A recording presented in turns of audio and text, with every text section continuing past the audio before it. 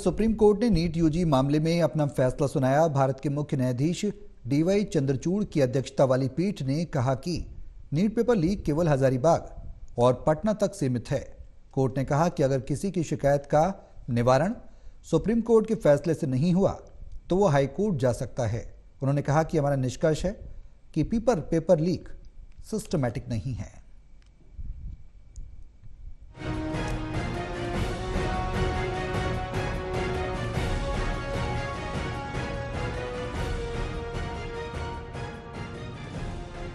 Supreme court ने NEET UG मामलों में अपना फैसला सुनाया है। भारत के मुख्य न्यायाधीश डीवाई चंद्रचूड़ की अध्यक्षता वाली पीठ ने कहा कि नीट पेपर लीक केवल हजारीबाग और पटना तक सीमित है। कोर्ट ने कहा कि अगर किसी की शिकायत का निवारण सुप्रीम कोर्ट के फैसले से नहीं हुआ तो वो हाई कोर्ट जा सकता है। हमारा निष्कर्ष है कि पेपर लीक सिस्टमैटिक नहीं है। नीट पेपर लीक मामले पर सुप्रीम कोर्ट ने फाइनल फैसला सुनाया। कोर्ट ने कहा कि सभी पक्षों की दलीलें सुनने के बाद हम इस नतीजे पर पहुंचे हैं कि ये एक सिस्टमैटिक फेलियर नहीं है। पेपर लीक का असर हजारीबाग और पटना तक ही सीमित है। हमने ढांचागत खामियों की ओर ध्यान दिया। कोर्ट ने कहा कि एग्जाम देने वाले कैंडिडेट की पहचान सुनिश्चित करना, पेपर लीक को रोकने के लिए स्टोरेज के लिए एसओपी तैयार करना सरकार और एनटीए की जिम्मेदारी है। अगर किसी की शिकायत का निवारण सुप्रीम कोर्ट के फैसले से नहीं हुआ तो वो हाई कोर्ट जा सकता है। हमारा निष्कर्ष है कि पेपर लीक सिस्टमैटिक नहीं है। कोर्ट ने आगे कहा कि पेपर लीक व्यापक स्तर पर नहीं हुआ। एनटीए को आगे के लिए ध्यान रखना चाहिए। इस तरह की लापरवाही से बचना चाहिए। हम नीट की दोबारा परीक्षा की मांग को खारिज कर रहे हैं।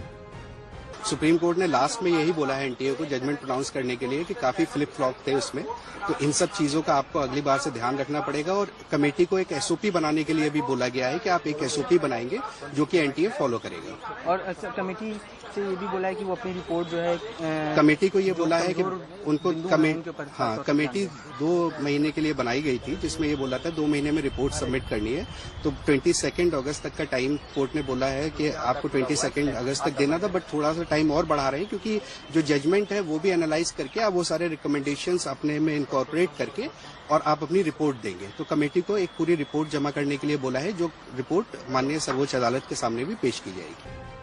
सुनवाई के दौरान कोर्ट ने एनटीए को परीक्षा कराने के तौर तरीके बदलने के लिए कहा। कोर्ट ने कहा कि एजेंसी प्रश्न पत्र बनाने से लेकर परीक्षा खत्म हो जाने तक कठोर जांच सुनिश्चित करे। प्रश्न पत्रों के संचालन आदि की जांच के लिए एक एसओपी बनाई जाए। पेपर को ट्रांसपेरेंट कराने के लिए खुले ई रिक्शा के बजाय रियल टाइम लॉक वाले बंद वाहनों का उपयोग किया जाना चाहिए। इसके अलावा प्राइवेसी लॉ को भी ध्यान में रखा जाए ताकि अगर कोई गड़बड़ी हो तो उसे पकड़ा जा सके। इलेक्ट्रॉनिक फिंगरप्रिंट्स की रिकॉर्डिंग, साइबर सुरक्षा की व्यवस्था रखें ताकि डेटे को सिक्योर किया जा सके। नीट पेपर लीक मामले में सीबीआई और ईओयू ने जांच की थी।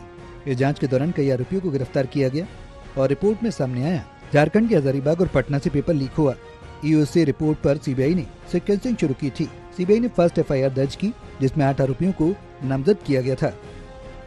National desk report, total TV.